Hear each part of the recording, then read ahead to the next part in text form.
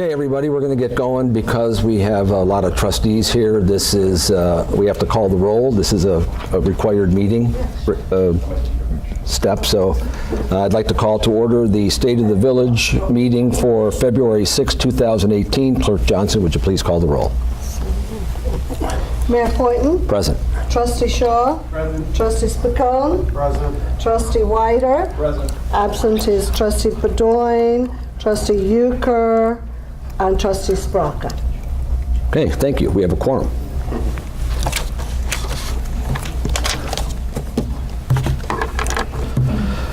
Well, good evening, everyone. I'm Mayor Tom Poynton, and welcome to the 2018 State of the Village, a conversation with the community. As you entered the room tonight and grabbed a seat, you might have gotten a copy of this document, which is our 2018 annual report. It's similar to what a private corporation might create and is being offered to the village board and the community as a means of reporting on last year's activities and accomplishments. So please take this home with you. I think you'll find it worth the read. The 2018 annual report is also posted on our website, lakezurich.org. We started this event in 2015 as another tool in our ever-expanding resident engagement toolbox. As I have said before, it was never my intention to reform and improve this government and community on my own. It simply can't be done. It was always my intention to make this a collaborative undertaking that would include me, the village board, the staff, and the engaged and informed residents of this community. I hope that you will find this exercise in citizen engagement both interesting and informative, and because we all know real change happens locally. Before I turn this over to Village Manager Ray Keller, I'd like to make some introductions. First off, Village Board members in attendance tonight, please welcome Trustee John Shaw, Trustee Mark Spicone, Trustee Greg Weider, and Village Clerk Kathleen Johnson. Every one of these trustees is an everyday, regular Lake Zurich resident. What separates them is that each of them has a long history of positive volunteerism in this community, and each of them have stepped up to fill a leadership seat that often takes many hours of thankless service for very little pay, and each of them is united in wanting to make this a better community. We also have the senior members of our top-notch village staff team here too. They are Assistant Village Manager Roy Witherow, the Police Chief Steve Husak, Fire Chief John Malcolm, Finance Director Jody Hartman is out on maternity leave. She just had her second baby. We have Acting Finance Director Miriam Hernandez joining us tonight. Innovation Director Mike Dubner, Public Works Director Mike Brown, Human Resources Director Doug Gibson, Parks, Recreation, and Special Events Director Bonnie Caputo, Assistant to the Village Manager Kyle Cordell, and our Management Intern Matt Timmerberg. All these folks are here and will be available to help answer questions or meet with you later this evening. At the end of our prepared remarks tonight, we will have time for questions from the audience. That's the conversation part of this evening. We'll do our best to answer all your questions. Right now, I'd like to take this opportunity to introduce you to our village manager, Mr. Ray Keller. Ray is approaching his 2-year anniversary as the leader of the village's day-to-day operations. Over the past 24 months, Ray has been a true professional in working with the community to advance important projects and long-term initiatives. I now turn this over to our village manager, Mr. Ray Keller. Okay, thank you, Mayor. And good evening, everyone. Over 4 years ago, the village undertook a process in which they had outlined for themselves what is it that we would like to do as a community, what was most important to us, and how would we go about doing it over the next 5 years. That strategic plan document, which was the result of the effort, has guided our efforts ever since. Interwoven into the fabric of that document and the thoughts that led it out and the actions that were undertaken after that were tied to guiding principles, ones that drive us every day and every year in dealing with the community and putting forward our best effort in the realms of trust and integrity and working together to cooperate and collaborate to provide the best community possible for all of our residents. Each year, as part of our annual budget process, we operationalize and institutionalize those goals and objectives by literally and figuratively putting our money where our mouths are. That's where where the rubber hits the road, where all the other analogies you might want to use come into play. And that's where we take a look at where we allocate our limited resources and put them into what is it that we're going to tackle on an annual basis. Now, heading into, for some of those of you who had been at our budget workshop, some of this will be a bit of a review. A lot of this is taken from our budget because, again, it's something that we adopt and we follow through over the course of that year. And we're currently in fiscal year 2018, which now runs from January to the end of this December. So, in working with nearly $55 million in total resources, we allocate about $28 million of it to our general fund for our main operations, including police and fire, public works, and in our parks and rec and our internal services. We put $11 million toward our water and sewer operations, which are primarily funded by our users. And we have a number of other sources of funds that come and go towards special purposes. When we put this budget together, we did our best to work within our means and put together a budget where we didn't have a modest general fund balance, a little bit over $1,000 projected surplus, where we didn't have any reductions to existing personnel or significant budget cuts, though we were leaving a couple of positions unfunded in the fire department and in the police department due to vacancies, and that we were taking a very conservative, cautious approach to filling those vacancies based on what revenues might come through over the course of the next year. One of the big areas in which we spend a lot of time and resources is making sure that we have the equipment to do the jobs that our staffs need to accomplish on the behalf of the community. So funding of critical vehicles and equipment, our capital projects, we had almost $9.5 million allocated toward it. And there you can see that we had, in this next year, have an ambulance and public works vehicles planned for a replacement. For those of you who might have seen it, we also just taken acquisition of a new fire engine. That was back in December, and I believe we had the washing ceremony, was that January? December? Gosh, it all blurs together at this point. So anyway, it's always a good thing when we're adding new equipment and making sure that we have the tools that we need in order to do the jobs and provide the services that are expected of us. We had continued a number of programs. We have $9.5 million, as I mentioned, in our capital and vehicle and equipment. We have a continued replacement program for the trees that were lost to the emerald ash borer, about $50,000, plus or minus, depending on how bids come in. We have Wicklow East Playground. We have a scheduled replacement cycle for our playground equipment. And there you have a couple of exhibits that are relatively recent, and they're also available on our Facebook page. And we're providing out the options for the community to weigh in and say, what is it that they would like to see happening with the designs that were offered as a response to our request for proposals. And then we're also moving ahead with our Breezewell Pavilion. So we're using resources that were generated by the sale and development of the Block C property downtown. We're reinvesting that in the Breezewell Park area to provide a new beer garden / pavilion area to drive some traffic downtown and to provide another amenity in the heart of our community. We'll be spending about $1.9 million on our road resurfacing program, focusing on Bristol Trails neighborhood. We have Windmere and Partridge Lanes. We have Hannert Drive and Pleasant Ridge Road as well. And those are projects that our Public Works Director, Mike Brown, and his staff have been undertaking and making sure that we keep up with the needs of the community and needs of our surfaces and trying to provide and stretch our dollars as best as possible. I mentioned that we have significant water fund improvements as well. One of the things that we'll be seeing is a major line replacement, about a $500,000 water main project along Rand Road. And a lift station. Now, this is very underwhelming use of $650,000, but it's been a very critical lift station. Actually, it's something that pumps about half the waste of the community to the Lake County Waste Treatment Center. And I just wanted to tell you, to share a little anecdote, is that I've been here, as the mayor mentioned, not quite 2 years. This project had been deferred a couple of times just due to other priorities coming up. We're very fortunate, very lucky, very well planned, however you want to look at it, that we have this slotted for replacement yet this year, because Mike just informed me that one of the pumps failed and we're operating on a single pump. So we're timing it just right. We're going to get that last couple of pennies worth of use out of that system before it's replaced this year. So nice job, Mike, timing that up. We got 30 years out of it. We got our money's worth.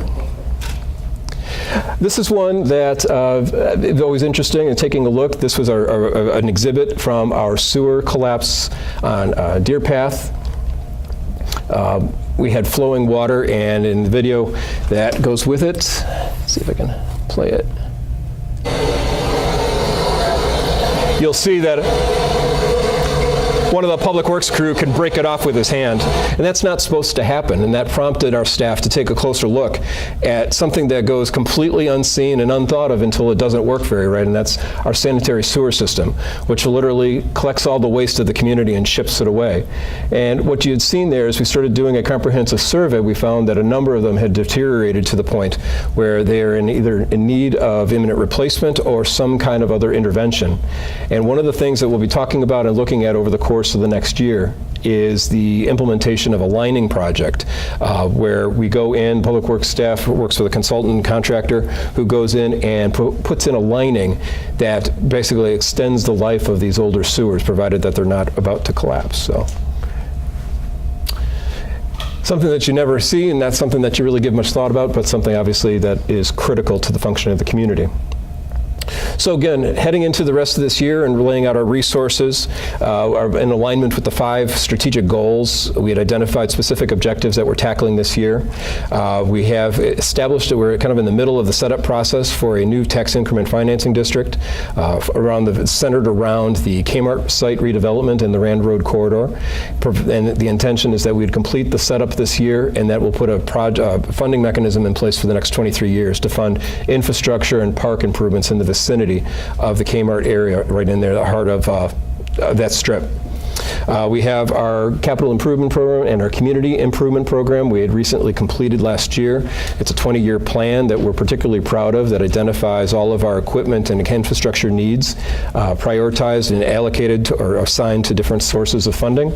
That'll be something that we'll be updating on an annual basis and keeping track of, so that it becomes a living document and constantly advises us as we head into each year's budget process.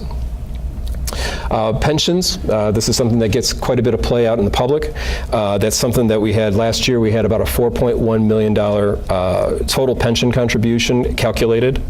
We're doing pretty well. The requirements are that we be 100% funded by 2040, and we're about 48% with the police pension and about 61% for the fire pension. So we've made a demonstrated commitment and a progress toward our long-term goals and honoring on our obligations to the pension programs. In terms of infrastructure, one of probably the even less glamorous than replacing and fixing sewers is the replacement of our financial data and software system. It's no longer supported, and it's something that just needs to be done, unfortunately. And so that our staff has been working on and putting a new system in place. We have about $2 million, as I mentioned, in road improvements, as well as stormwater projects near the Canadian National Railroad that is on the display board in the hallway. So if you have a chance to go, after our comments, feel free to mingle around and take a look and see where that's located if you're interested. As I mentioned, we're working on a sanitary lining project, and we're also going to be looking at completing our water meter replacement program, where we're approaching or exceeding in some neighborhoods the useful lives of our water meters, replacing them with a continuous read system so that we can not only have a more accurate billing system, but also provide more information in real time to our customers, so that you can be better advised in how you consume water and how you might want to optimize your usage. Service sustainability, I mentioned before, this is the 4th goal in our strategic plan, and the objectives in 2018 are, again, the tree replacement program, working with our longstanding agreement with the Fire Protection District and the services and the manning of 3 stations that we do in conjunction with them. We're looking at always looking at the evolving field of dispatch resources. A number of communities are coming and going in the dispatch field, and so that's something that we will be looking for opportunities to share and pool our resources.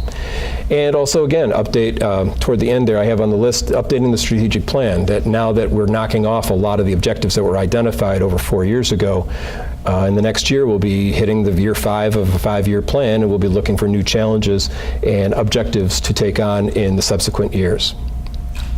And one of the last identified goals, least but not least important, one of the most important ones, and one that we spend a lot of time on, qualitative and quantitatively, is our engagement and outreach to our community.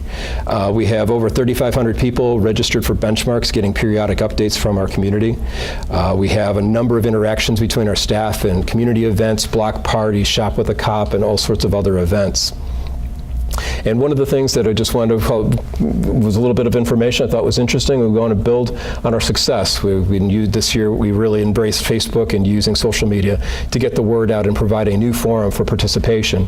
That with our total reach, we probably had about 1 million contacts over the past year. For a community of our size of 20,000, I think that that's a really great outreach.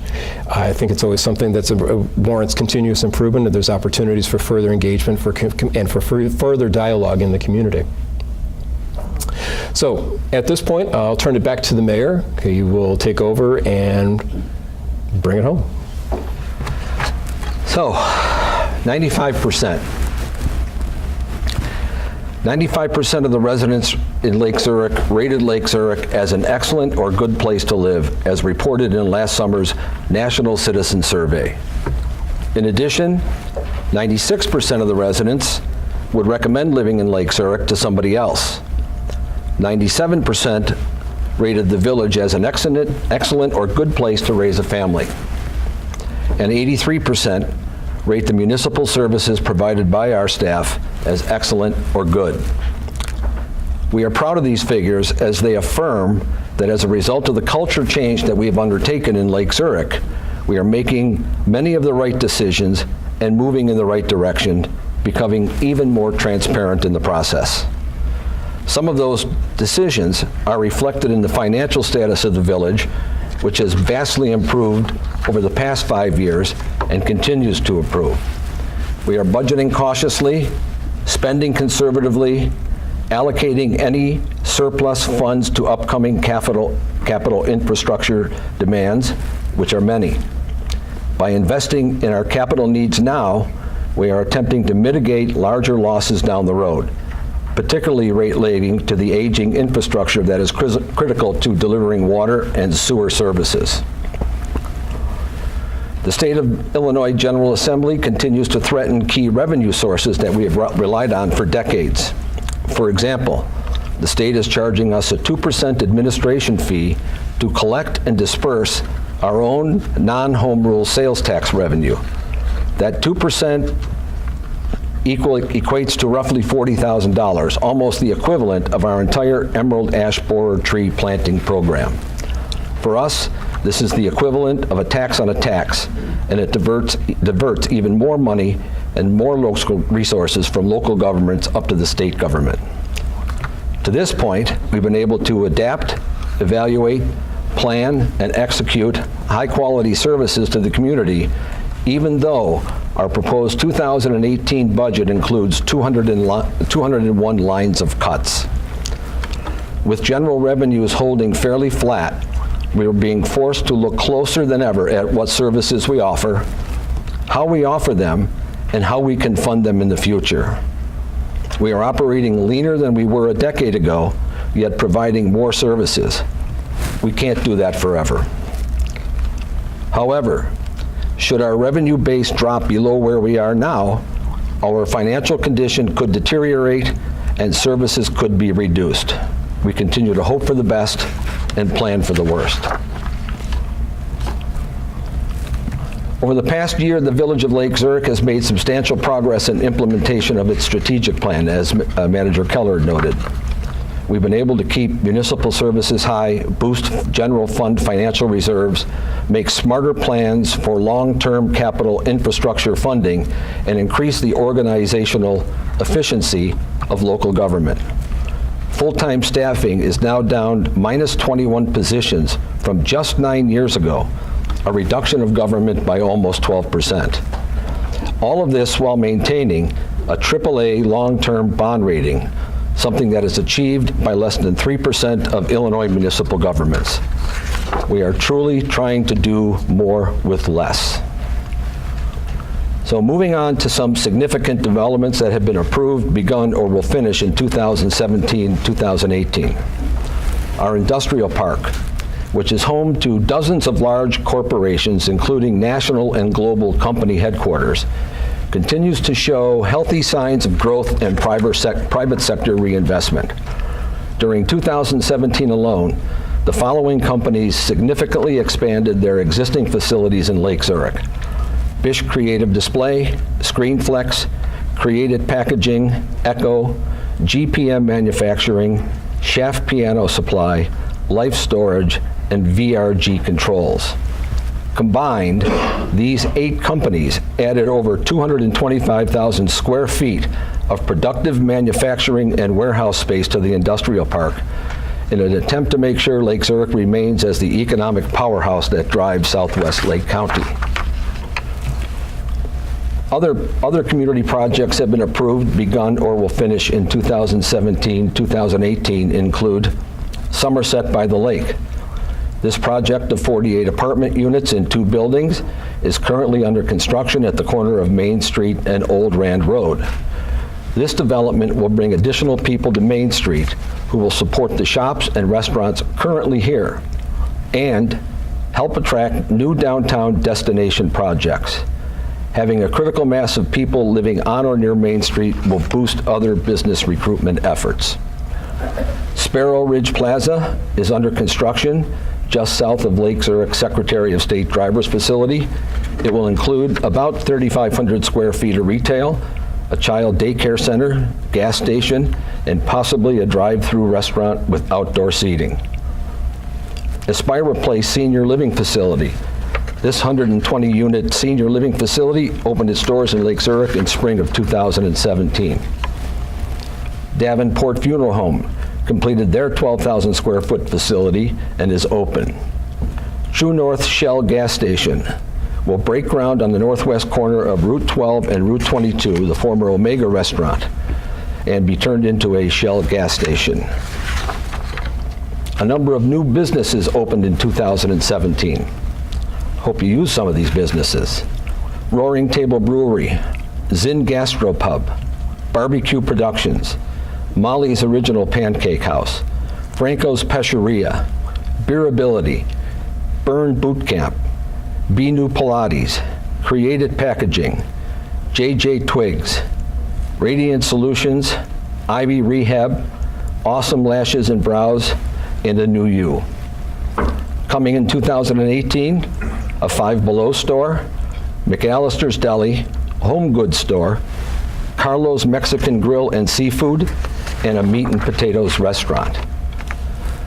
Some of these businesses further add to Lake Zurich's commodity-based retail inventory, wherein retail is based on essential goods as opposed to a specialty-based economy based on discretionary spending, for example, Williams and Sonoma and Joseph A. Bank, and is thus more resilient to national economic fluctuations. Breezewald Park Beverage Pavilion. We are currently reviewing proposals from vendors to operate a brand new Breezewald Park amenity, which will have a new name in the future, but for now we're calling it the Breezewald Park Beverage Pavilion. This is a unique opportunity for us to establish a gathering place within Breezewald in order for residents to enjoy the park, relax, and watch spectacular sunsets at the lake. We envision a relaxing spot to enjoy a craft beer and perhaps some light food, complete with beer garden tables and smooth low-level lighting for a low-impact community destination. We have some zoning or code changes made in 2017 or contemplated for 2018 that will impact the community. A new sign code was approved in April, and that creates a more attractive business climate for providing additional flexibility to companies without risking the aesthetic character of the community. We've updated the liquor code.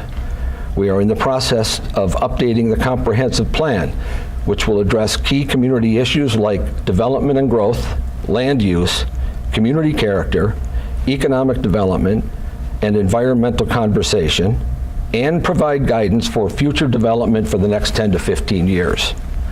We're currently collecting public input on the future vision of Lake Zurich via a survey at lakezurich.org. A major initiative for 2018 includes an update to the village's zoning code, which will assist in modernizing village regulations. So, a lot of good news for sure, but we have some significant challenges facing us. Lake Zurich is generally a mature suburb that is mostly built out, meaning that our village is not expected to grow too much more. Without any large annexations currently foreseen that could expand the legal boundaries of the village limits, most of Lake Zurich's future growth will occur as fill-in development or redevelopment of small specific sites throughout the village. As a result, we continue to work around the role of local government versus private property rights. The village does not have the authority to dictate to whom a private property owner sells their property or what private property owners build on their property. The same is true for commercial properties, tenants, lease terms, and rents. Property owners try to get spaces filled and the highest rents they can get, and the village does not set these. Of course, there are always zoning regulations that must be navigated, and the village can and does help shape future development via the community services staff, PZC, board, and public input.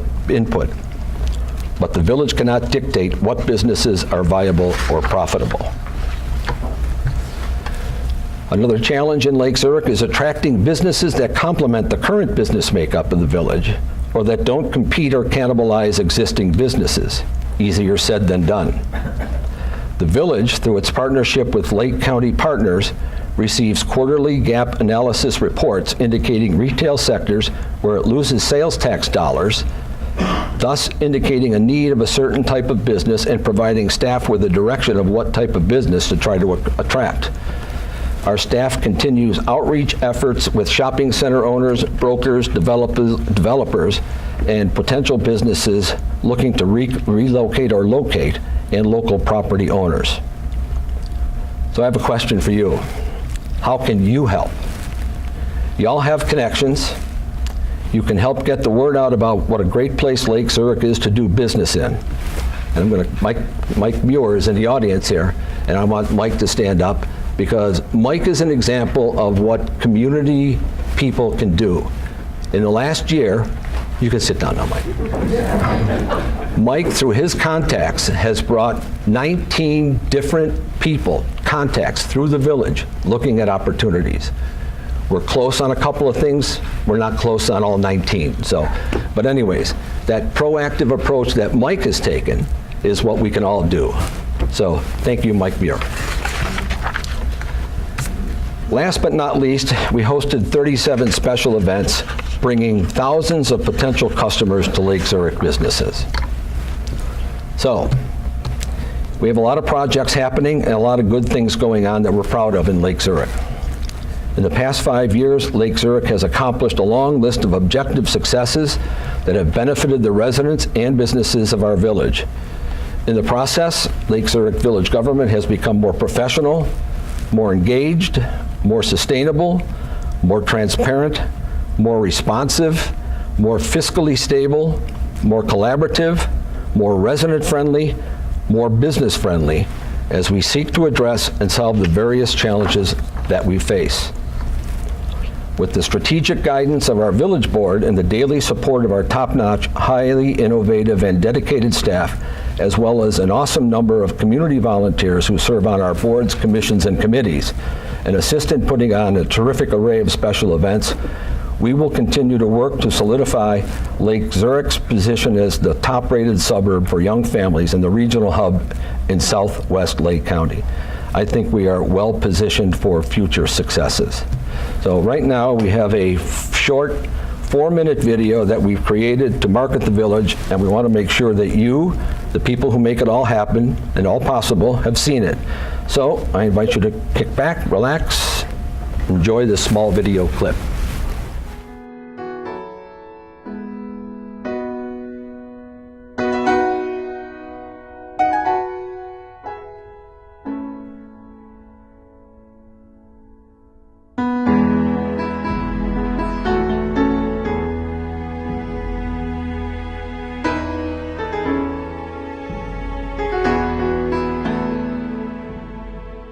So there are a number of things that I think make Lake Zurich a wonderful place to live and a great quality of life for not only the business community but the residents as well. First of all, the variety of businesses. Everything from your standard fast food McDonald's to high quality French dining with D&J Bistro. To a variety of pizza and barbecue places. So there's pretty much anything you need is here. As well as shopping, we've got your big box Costco's to your small boutique little shops like House of Betty Jane. Lake Zurich is a great place to raise kids, to raise a family. We've got top-notch school system. We've got every kind of restaurant that you would like to have. We have public facilities and parks and recreation programs that are also to another level from what they were 5 years ago. So I think that in conjunction with the quality staff that we have here in Village Hall and the friendly business environment that we have here make this a great place. Many people don't realize this, but we have 32 parks in Lake Zurich. That doesn't include the county parks, which are right at our border. For example, Cuba Marsh, while not being a Lake Zurich park, is still right next door to one of our subdivisions, Braemar. Heron Creek is right down the road off of 22. Both of those parks are quality parks that we can add to our Paulus Park and our Breezewall Park and our neighborhood and our 30 other neighborhood parks. All have playground equipment, which all are well maintained. We've actually replaced a lot of that playground equipment in the last several years. So, and that just adds on to the family orientation that Lake Zurich has. We're a bedroom suburb of Chicago. We've got Target and Walmart and Costco and very successful individual entrepreneurs who have businesses along Rand Road. In addition, we have a terrific restaurant scene. We've opened up, I'm going to guess, 5 new restaurants in the last several months. You want something to eat here, you're not going to go hungry. We have an assortment of housing stock from $1 million homes to something less expensive. We have a price point to fit everyone's needs in Lake Zurich, including condos and apartments and lower cost homes, well-maintained neighborhoods and $1 million homes. We have a committed board that is family-friendly. Everybody has been involved in the community, whether it's been coaching or theater or volunteering. Every one of the board members has a terrific track record in that respect. This is a great place with terrific neighborhoods to raise a family and bring your family here. Myself and the village board, we have a simple goal. We just want to make the place better.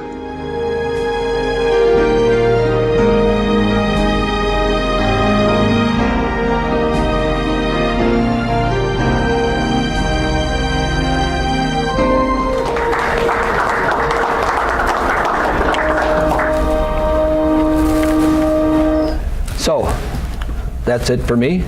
Thanks for coming. We are going to now open up the meeting. It is a meeting.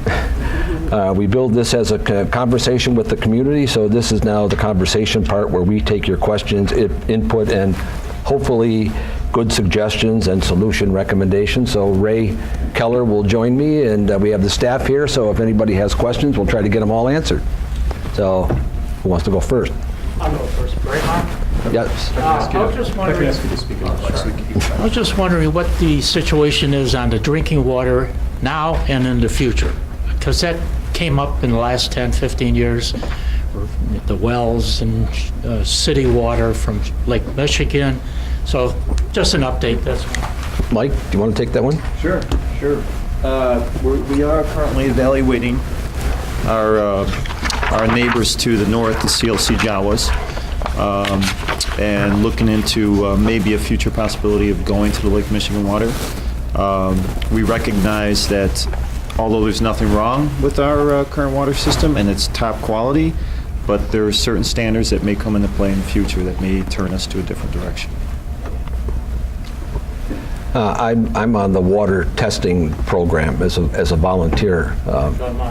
And I just got a letter from the water department saying that we no longer have to have our water tested quarterly. that we passed certain EPA tests, and now it's like every six months, so. For the lead test. For the lead testing, yeah, so. Yes, sir. Actually, mine is a follow-up to that. Microphone. Mine is actually a follow-up to the Lake Michigan water. I know that we've had the allocation for many years. I noticed in the presentation and the document there wasn't anything related to Lake Michigan water on there. So I was just kind of curious, Mike, I know you just gave a very brief update, but what are our next steps and timeline? And are we in jeopardy of losing that allocation? I would think at the very least, the mayor just mentioned coming up with some recommendations. If nothing else, I know that we've done a survey of Lake Michigan water, but maybe November, a referendum if people still want it. And then you would do another referendum at a later time about the cost, but that's where you can really get a majority of the voters. But I am concerned about the allocation and that timing. Oh, and the housekeeping, will this presentation be put on the website? Yes. Thank you. I have a question. Ray, we're gonna. Huh? So let's get that one answered first. Want to answer that one? So, as far as the allocation goes, we're not in any jeopardy of losing right now. What you have to do is you have to show progress towards eventually going that route, Lake Michigan water, which we're doing. We're evaluating our system right now as part of the water meter change out. We do leak detection. We do meter testing in all our wells, making sure our water loss numbers come down. As far as your second part of your question, Jeff, I'm sorry. Was just a timeline and, going to like a referendum to get people's inputs. A referendum to see if we're still interested, Yeah, and then so- another referendum for financing. Most importantly is we need to evaluate what partners are out there to offer that route to Lake Michigan. We've looked at the Northwest route, and we've looked at currently have been meeting with CLC Jawa. Both of those are an option, but they have to do internal investigations and analyze how much capacity they have and if that's an option for us as well. So we are working behind the scenes. We don't have any real substantial information to lead out to the public yet, but coming. Village manager and I, Ray Keller, we've been meeting with CLC Jawa. So Although it's not on the 2018, we'll call it plan, it is something we're still working on. absolutely, absolutely. Can you explain a follow-up question on the water? Yeah, hold up 1 second. Sure. Sir, he was before you. I was just questioning, you mentioned the Midwest and the Northwest Water Commission and the CLC Jawa. and what is that? CLT Jawa. CLC Jawa is basically the northern group, Lake Michigan carrier out of the Waukegan area, and then the Northwest Commission is more of the City of Chicago route. It's the Central Lake County Water, Joint Action Commission, yes. Does Yeah. that include our neighbors, Wakanda, Mundelein, and Wakanda and Volo are currently with CLC Jawa. Mundelein is as well, and then who else? Everything out going north and to the east as well. it's probably our least expensive option if they accept us in at some point in time. So Sure. they're not taking new members right now. Pass it down. John? I had a question about the Don? costs. If we're going to Lake Michigan water, how much will that cost us versus staying with our wells? And is there a recharge problem with the aquifer on the wells right now? Mike, again? Speak up. It's the water guy. Good question. When we evaluated our option with the Northwest Water Commission, we had a rough estimate of somewhere along the lines of $50 million. But as Mayor Poynton mentioned, we're looking at maybe cheaper routes if CLC Jawa takes us. There is no current recharge issue with the aquifer as far as we're concerned. A lot of people are going out to the Lake Michigan option, which is eventually replenishing. We look at all the options, and really we don't know what our costs are going to be until we know what route we're going to take. Yes. Yeah. To that side, and looking at the equation, before we do any referendum or any further outreach, we want to nail down and have a better plan for what those costs would be. Part of the calculus is also going to be is what new regulations are the IEPA or other agencies going to impose on our current operations. And so that is a factor as well. So that it's not just do you want Lake Michigan water or not, but what are the options of Lake Michigan water, and then what are the options of staying on our existing system, and what are the short and long-term consequences and costs of either path, and being able to compare and contrast for the community. We have good water here. Yeah. Yeah, absolutely. Did you get any extra? Yeah. Yeah. So it's safe. You're It's saying, clearly, it's very safe. There is absolutely Yeah. nothing wrong with the water. seriously, It's very soft. It's soft to water, too. It's so soft that I got rid of my water softener. really? Yeah. And I think he did too. Yeah. So I save my, huh? Yeah, Because I when save I all that first money. moved here, it I was save all that money, the delicious. water going down the drain when it Yeah. recharges, and I don't have to buy salt blocks anymore. Really? I have to say, Mike has done such a good job. Recently, we've had to add a hardener to our swimming pool water in order for the other chemicals to. That's a part of my trouble, Mike.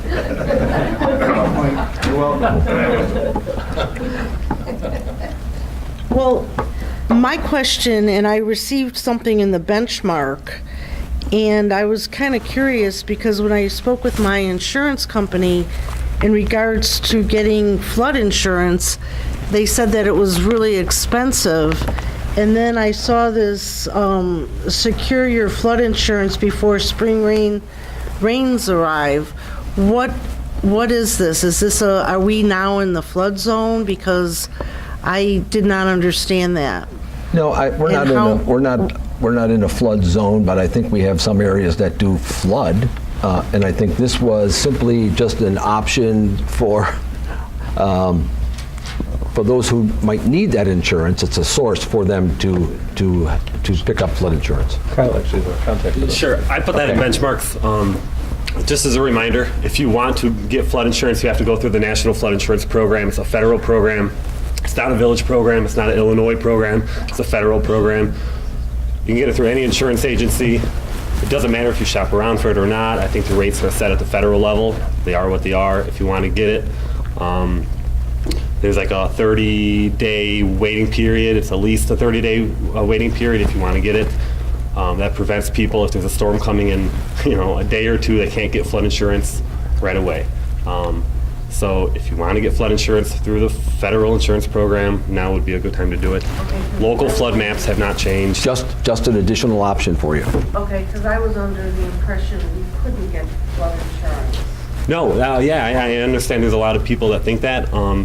Lake Zurich is a participating member of the NFIP, the National Flood Insurance Program. So if you want to get it, we're a member of that program, and you can get it. Okay. As long as the community you live in participates in it, you can get it. I think the common theme is the intensity of these rain events that we're having. Right. They're not getting any less Right. intensity. So the village wants to make sure that you have an option out there for additional coverage for your home. But the water's good. Water's great. Wait, I actually drink the water, and not that you have to go to the hospital. Very good. Okay, thank you for that. I'm curious, what is our floodplain map status? I know that FEMA is kind of having all the floodplain maps redone, and certain villages are kind of stuck right now because they can't approve certain product, or they have a hard time approving certain projects because of the county approval and the uncertain state now of the floodplain maps based on the current thing that has been done by FEMA with the flood maps and not having them all updated, Can you comment on that? Because I'm just curious where the village is with that. I know on a project that I'm leading that we're having that problem, but that's in DuPage County. So Where is current is our 2017. It's- We're up to date.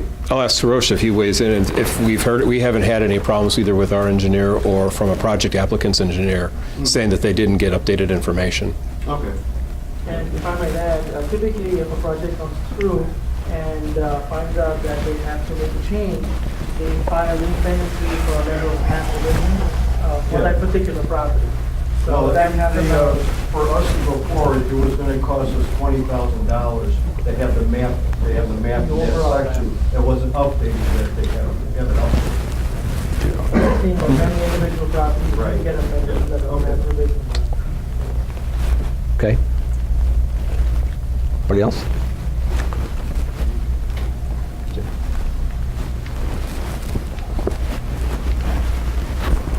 Hi, I just wanted to ask the status of the Kmart property and Lifetime, what has progressed in the last few months with Kmart, and Lifetime, since it was denied in planning and zoning, what are the conversations that have occurred since then? I left those out because I knew somebody would ask that question.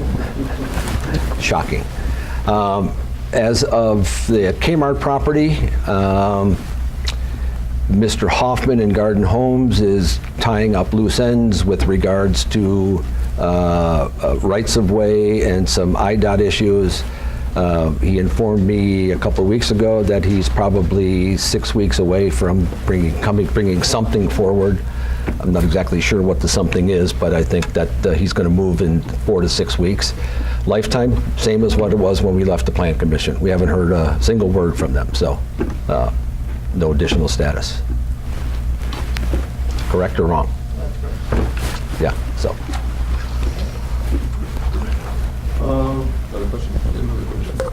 What's the status of the downtown TIF right now? I know it's just about over in time. What's just about over in time? The downtown TIF. It's time period, right? Oh, no. We Oh, it was. I'm sorry. We I missed it. refinanced and created 2 separate TIFs about 2 years ago.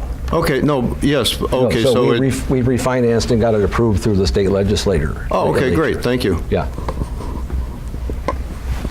Yeah. We actually probably shouldn't say this, but we've actually created a very interesting financial solution whereby we don't even have to build anything to pay off the TIF, but we've extended the TIF an additional 13 years to do that. So we wanted to build something, don't get me wrong, but we've got a lot of interest in people kicking the tires on properties downtown, but until they actually pull the trigger and some of these people who are holding on to the properties want to come down in price, it is what it is at the moment. So. Actually, myself and Roy, where's Roy? We walked a local couple through the bank building on Saturday. They were interested. We were with the realtor, interested in doing something. So again, that's a Mike Muir kind of contact that a local couple is interested in doing something downtown. So you all got contacts, so let's use them all. You know. Are you taking the downtown, it looks like you're taking the downtown in the direction of residential as far as what I'm seeing now with this apartment complex, and, which I really don't think looks really good, but that's just my opinion. And I would have thought that maybe if you wanted to bring the people downtown, you would have maybe look more into like a nice restaurant or some, little boutique-y type of stores. I was just in downtown Crystal Lake Saturday, and it was just the most really amazing little downtown that, I just wanted to stay there for the whole afternoon because of, it was so attractive. And now, I was never in love with the downtown. I've been here 38 years, and I think the only time I ever went downtown was to take my kids to the orthodontist. Me too. You know, so I was Dr. just McGrady. hoping, you know, that maybe we could have, you know, Yeah. done something a little bit more businessy rather than, you know, put more apartments that, you know, kind of like go right to the edge of the sidewalk. You know, it was just, to me, it doesn't bring me to want to come downtown. I mean, there's places I go to because, you know, I like the owners and I've known them and I respect the businesses, but, you know, I would have liked to have seen something more, you know, just businessy, you know, and not, you know, with apartments, you know, because it just doesn't, you know, it just doesn't want me to come there. Join the You club. know? We're all in the same boat. We have, let me answer your question. We've had multiple failed projects over the years, multiple. That project that's being built now was part of a plan that was either going to be residential over retail, condos, or apartments. It was an unfinished project that 3 other developers came in and tried to finish, something similar to what you see now, and that was an old plan. That Foxfire came in and did that. It's kind of a plus, because what we've been told by almost every person who's come through, and I think Mike is here with his 19 contacts and he can verify that, is that there's not enough critical mass of residents down there in downtown to sustain a 12-hour business day. And nobody is coming to us with any sense of business opportunity whatsoever. To build downtown? Correct. Nobody. So then you really don't. We're encouraging it.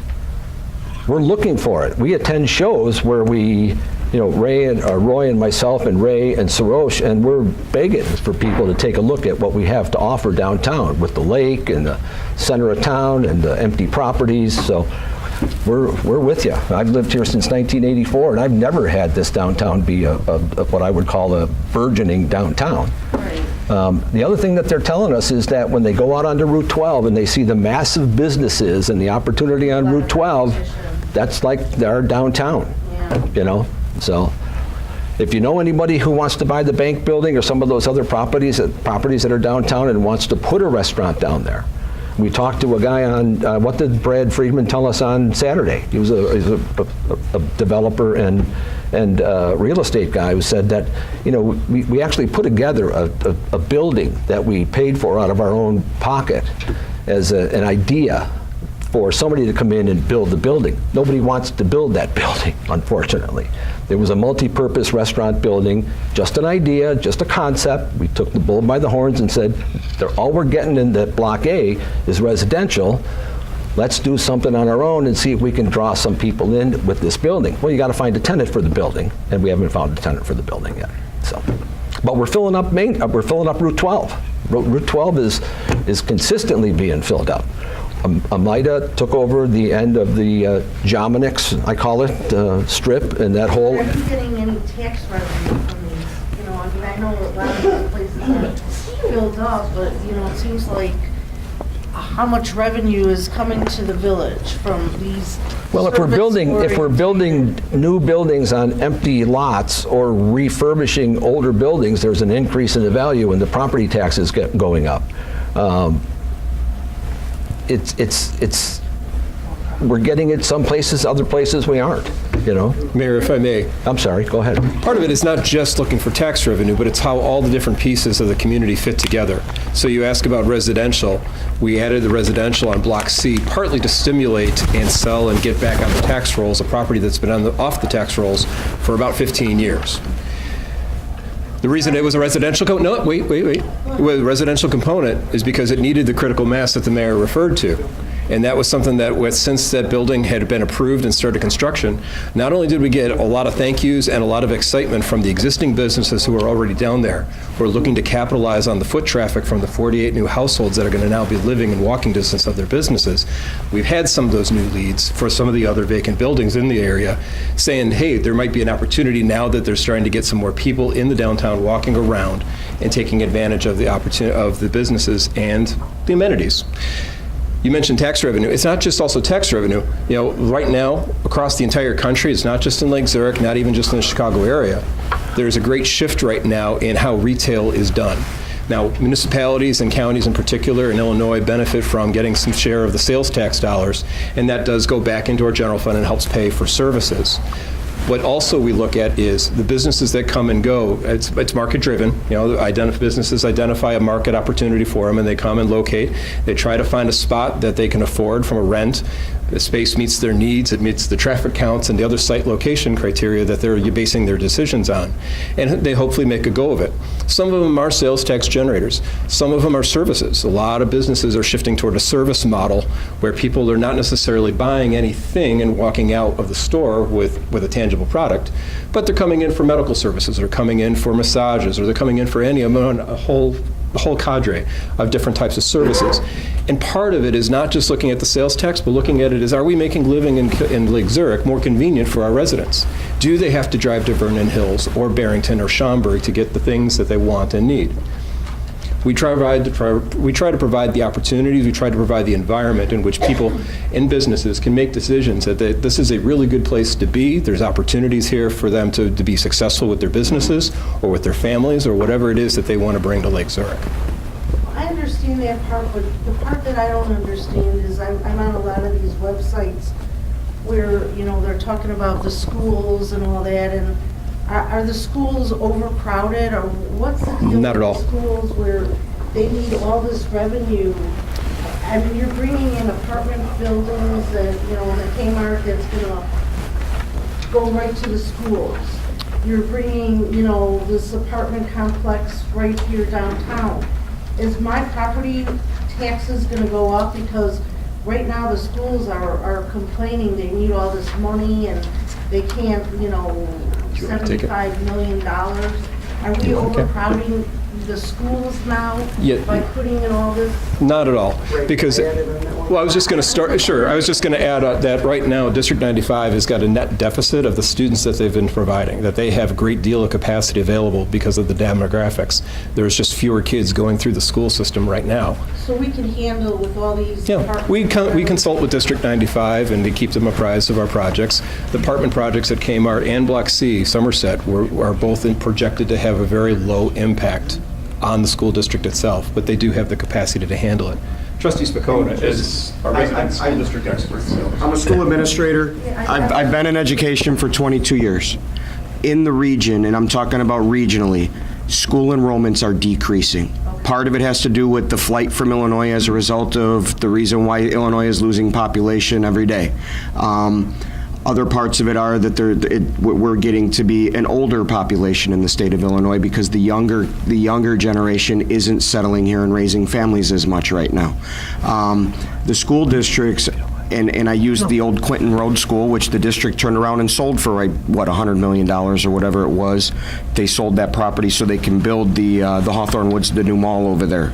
So the school district has the money, and when these properties come online, the school districts have a responsibility to go and capture a fair amount of property tax value that they build into their budget as a result of that. So those new properties that come online, they're being assessed at a value for each bedroom that's going into those properties for the apartments, so that they will pay for the impact on the school district, so that it's not going to raise your taxes. That other conversation that the school district is working on right now is just a modernization of the current buildings that they have, because they're dated and they're antiquated. And yeah, things are more expensive in education today because costs go up, and the costs to run buildings and to provide the level of education that we expect in a community like this are going to go up.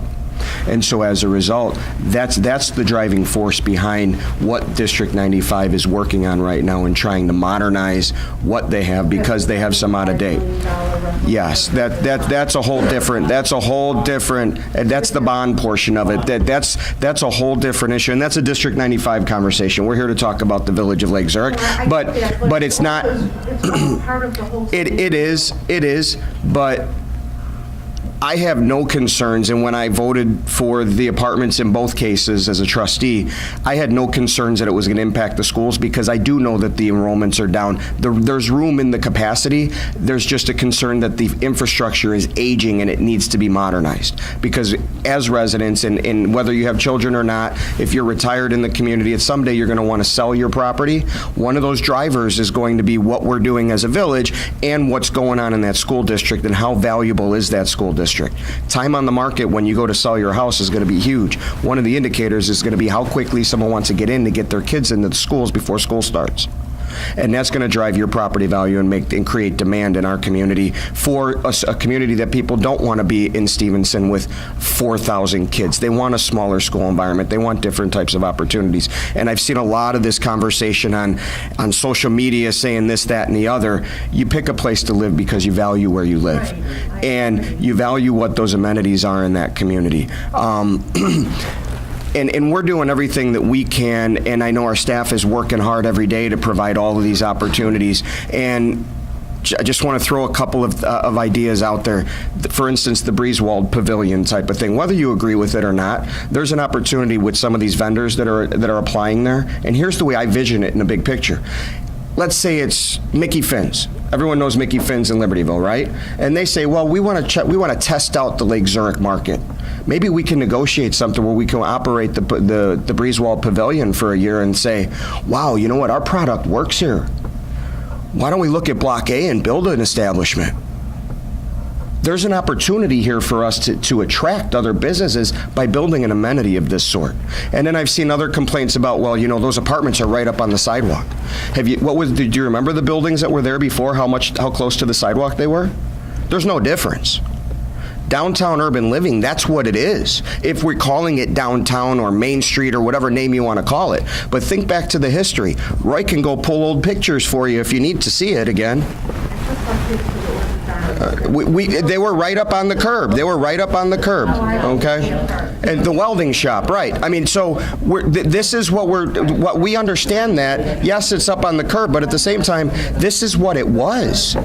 So we're just used to having the green space there at this point. And without going too much further, I wanted to jump in because we're not impacting the schools, and there have been some concerns with that. I know these are projects that are in place. Everybody needs to take a deep breath, pause a little bit of serenity in our lives.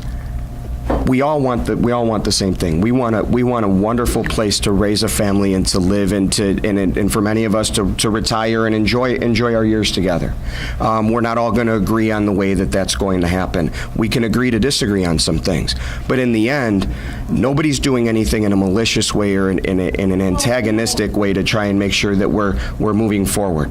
So with that, I'm just going to turn it back to Tom and let him take control. Okay. I would suggest that if you want more information about District 95 and the referendum, they've instituted a series of coffees at the schools. Ask them those questions too, because they'll tell you what they expect and what they're going to do with the money as well. So it's a significant referendum. I think village and the school system goes together because it's all part of the same. We're part of the community. And, I'd like to know where my tax dollar goes, and, that's just the way I am. So well, we're two completely separate entities. Correct. We work very well together. Correct. So you've seen where our money goes. You should ask them the same question about their money. Correct. So. Okay. Yes, ma'am. Thank you. I wanted to ask a question regarding the Paulus Park optimization. My one concern there is I do walk around the lake and ride my bike around, and the parking lot is in a state of needing repair. So I wondered where that was in the priority of optimization of Paulus Park. Mike, you remember off the top of your head? Actually, It's slated for 2019. it's slated for 2019, but we are taking a larger scale look at Paulus Park and with the Kmart development on what our needs are going to be in the future as far as parking goes. So we didn't want to rush into it and do it this year. We wanted to wait and see what happens with the future development. And with the construction going on at Breezewald, that won't be touched until that's at least over, right? Correct. So, Yeah. okay. So what were your ideas on optimizing Paulus? Just very briefly, is that we're talking about, instead of paving the parking lot right where it is and then finding that it's in the way for some other use that maybe we want to put at Paulus Park, we'd rather take a look and say, what are we looking at and how can we best use the space at Paulus Park and basically squeeze everything we can into the park as best as possible. So I'll turn it over to Bonnie. She can talk a little bit about some of the programs and activities that are going on there that we have a space constraint. Right. So we've grown substantially over the years with some of the programs that we're running and operating out of Paulus Park. One of the things that I know, Janice, you're aware of, and I don't know if this whole group is aware of, we do have an expansion of Paulus Park Beach that's happening and will be open. We'll have a grand opening for everyone to attend this summer. So with that capacity issue, we look to our plan. And our plan that we had put in place in 2009, so it's about 10 years old, was our open space master plan. So really, we're looking to update that plan and see what the community is looking for Paulus Park moving forward. Does that make sense? So, I mean, let's talk a little bit more about some of the special, not special events, but the programs that you have that are very successful as well. Oh, yes. Just the dance program alone. Oh, our dance program has grown Just talk a substantially. little bit about that. Yes, our dance program is well over 250 participants. It has grown. It was implemented back in the early 2000s. We have seen it triple in size in the course of the last 4 years. So we have a very, very successful dance team. And then we also have a space capacity with camp. We actually had to have a waiting list and open up additional sites for our day camp last year. So we have a very, very successful youth programs that operate out of Paulus Park and Buffalo Creek currently. Is there any plans on ever expanding the barn over at Paulus Park? I mean, I've lived here 38 years and it's the same old barn. I think that is what we're hoping to get from some of this evaluation of the property. Yes, so we're looking for that data to support where we go next, really. We just gave it a pretty good external upgrade. It looks way better than it did. What did you do? We fixed all the siding, the roofing, the windows. Yes. Yeah. Take a look. Yeah, we did that 2 years ago. So drive by there and take a look at it. You won't even recognize it as the barn if you haven't seen it in 2 years. So. That's nice. I don't know if it's practical, but for a long time as a walker and a runner around the lake, I always thought it'd be good somehow to connect a path that at least people walking and running can get close to the lake when they're in Paulus Park or going near the Paulus Park area. Right now, the only thing you can do is walk down the road, and there are paths and things that go around the lake. Now, it might be a safety concern, or it might be also a concern of who's in the park and the control on the park, but it's always been a dream of mine to somehow, when you're going around that section, and get close to the lake. Well, no, but I mean, as you're walking, to actually make it part of a walk, of a trail, where you're not just going in to go there, but You're talking about walking along the lake through the park. Well, actually, now, I don't know if it's possible, yes. What I'm talking about is when you go at the north end, where the fence is, having a break that allows people to walk in along the lake and back out towards the south end, or the east end, whichever way we're going. It's something we can take into consideration and take a look at, but I don't. With the expansion of the beach, I don't think it's going to happen soon. Am I talking out of school or no? No. Yeah. So. Okay. Yeah. Just a thought. I've always. Yeah. I would have always liked to have seen that. Okay. We have spoken about expanding the trail system throughout Paulus Park, so that'll definitely be, I'm sure, a topic of conversation while we go through this evaluation period. Okay. We need some funding. Okay. Any additional questions? Yes, sir. I'd just like to make a comment. I'd like to make a comment regarding the Hackney property. I'm not a real fan of the health club that was proposed there, and it looks like that a lot of people feel the same way. But that still is an absolute excellent location for an upscale, and I mean upscale restaurant. And not necessarily the same building, but I think that building could be cleaned up and modernized, whatever to meet codes. I don't know that. But this town really needs an upscale restaurant, and what a beautiful location. I think we're missing a mark if we don't accomplish that. If I can ask you to pass the microphone to our assistant manager, Roy Withrow. He's in charge, leads our economic development. He can tell you a little bit about our efforts to that regard. I can definitely try to do that. We go to the International Conference of Shopping Centers every year, and it's a consortium of approximately, maybe 600-700 municipalities on Navy Pier for 2 days.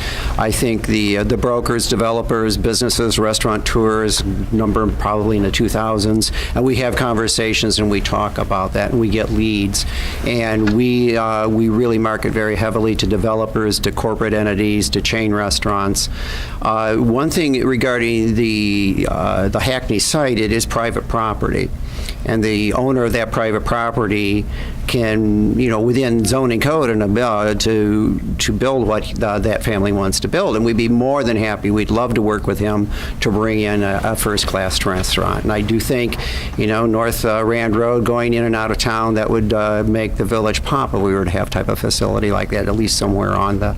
But bringing chain restaurants in, their parameters are extremely tight. And they have to have the traffic counts, they have the right socio-demographics, and we provide that and we try to work with them on that. But your point's well taken. And one thing I would like to add too, just to the downtown, we've had several people. We had a guy wanted to build bring a gourmet pie shop to downtown, and we worked to try to find a place for him to locate. And there was no vacancy in the downtown that can meet the needs and the health code requirements for a restaurant at this point. So we do have some vibrant businesses downtown. We have a few vacancies, but not particularly geared to restaurants at this time. So one other point is that we, the village, the taxpayers, we're not going to buy that property and open up a restaurant. No, I wouldn't suggest that. Yeah, we can't. We don't have the resources. We don't want to be in that business. Unless some of you guys have enough money, you could buy that property and build a nice restaurant there. Yeah. I'll give you my card. But you know what I think we lack in Lake Zurich? I think we lack like condos, like with the elevators, with the condos, maybe 3 stories where like I live in a townhouse and eventually I don't want to do the stairs anymore. So maybe luxurious type of condos would be a nice thing to offer rather than just apartments, because I think condominiums, people tend to really, take pride in their homes.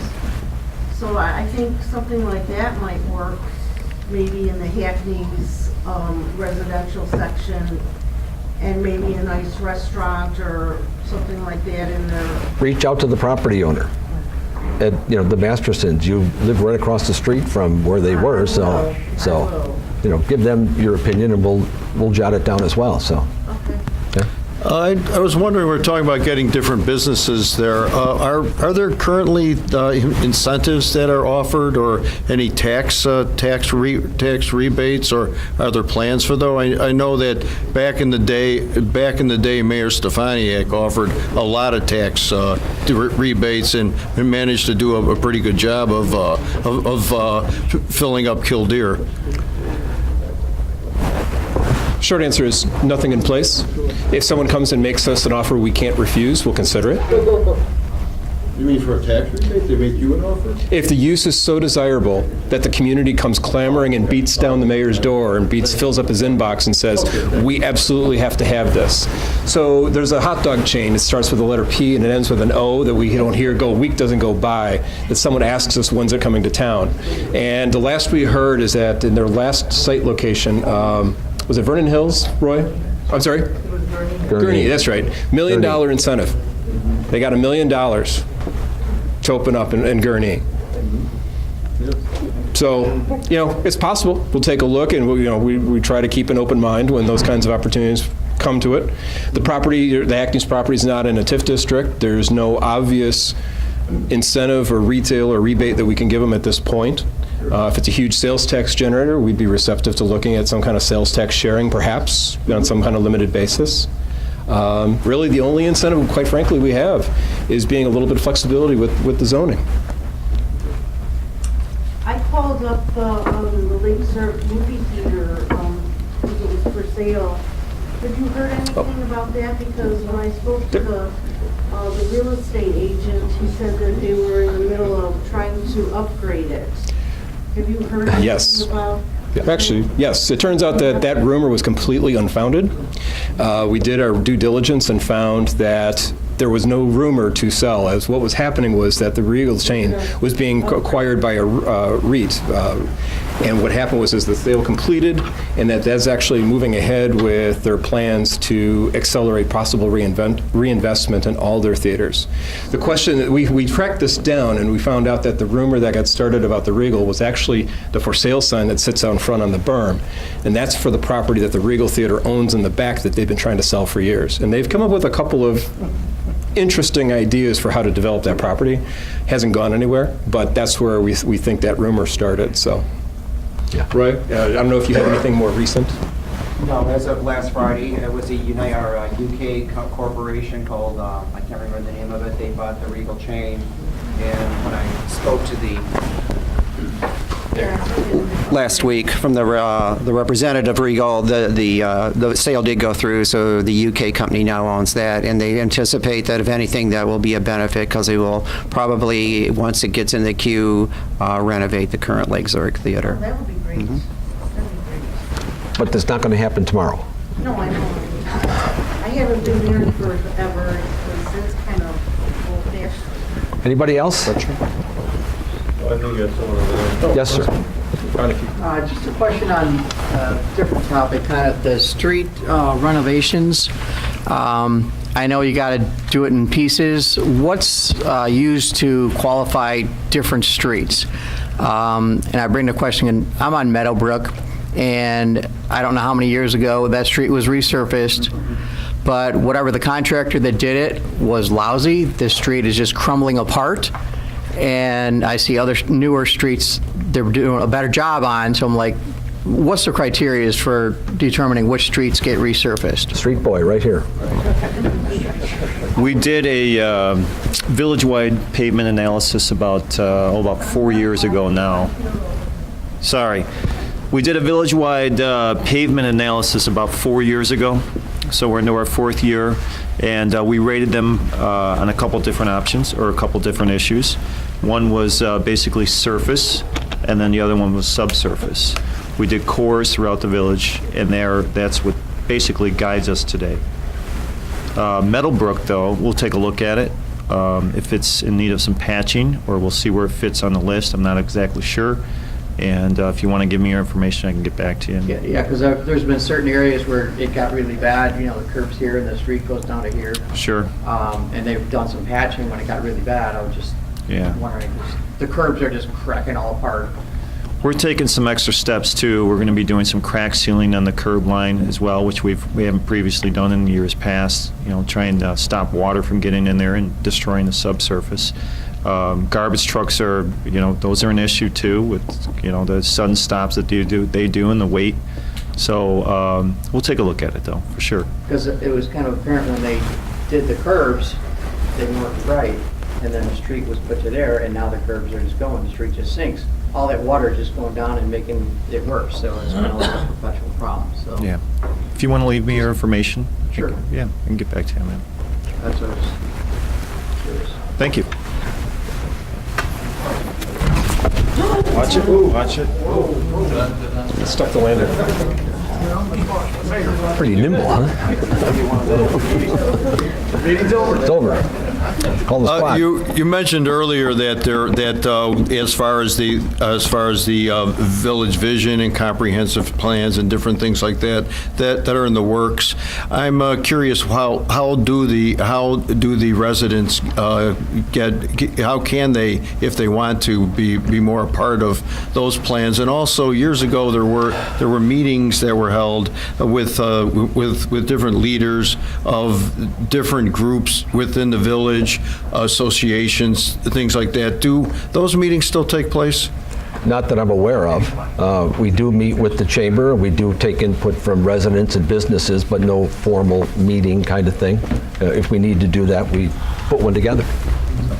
As an And then the other part, actually, was what, John? What was the first part? The first part was what would residents do if they wanted to be part of the division comprehensive plan? So if you may, I'm going to turn over to Sarosh Sahar, our Community Development Director, who's leading our effort to update the comp plan. Thank you. So what we've done thus far is to, after the National Community Survey was completed, we put out a smaller survey to see what people wanted with the comprehensive plan. This was preceded by a presentation that I made to the Planning and Zoning Commission, which is still available to view on our village website, talking about the various issues that we would look at. Now, understanding that the village is more or less built out, we're not looking at an overhaul of the comprehensive plan, simply an update or identify areas where we need to update the comprehensive plan, look at what existing conditions are, where we would like to see the aspirations of the village go in terms of expansion, better services, infill development. And so that's the kind of input we're looking for from the residents. You can go to the village website. There is the briefing room, as Kyle says, where there is a link where you can add your comments. And so we'd love to hear what people want to see the comprehensive plan do in the next couple of months. And I'd say stay tuned to our Planning and Zoning Commission meetings, because from time to time I will be making small 10-minute presentations on topics related to the comprehensive plan. And ultimately, it will go to the PZC, correct? Yes, it will go to the PZC. Public hearings and public yes, there will be a comment public hearing. That will be the final process. There will be public input, and of course, the Planning and Zoning Commission will then make their recommendation to the village board. Okay. I have one last question. Okay. And it pertains to the downtown. Right now, it is, to my understanding, it's all sold in blocks. Would we ever consider unblocking it? It's not sold in blocks, it's just designated blocks. Okay. The answer is From yes. what I've heard, it's hard for a single entrepreneur to make a purchase of a smaller section within a block, that they need to purchase the whole block. Is that correct or not? I never heard that, but the way it's set up, it kind of makes sense to sell it in a block and have somebody develop it to multi-purpose. What if that entrepreneur wanted the space right in the middle? That doesn't make any sense. Sorry, Mayor. We haven't received any proposals or recent requests to buy an individual parcel or piece within the context of a larger area. What we've actually had is the opposite, is we've had property owners inquire, developers inquiring about what is for sale and can they assemble a larger development, because then they're able to share the costs and spread the costs of their attorneys and engineers and their site prep work across a larger area and try to get a bigger yield and a better return on those more efficient development. Okay, that's it. Thank you.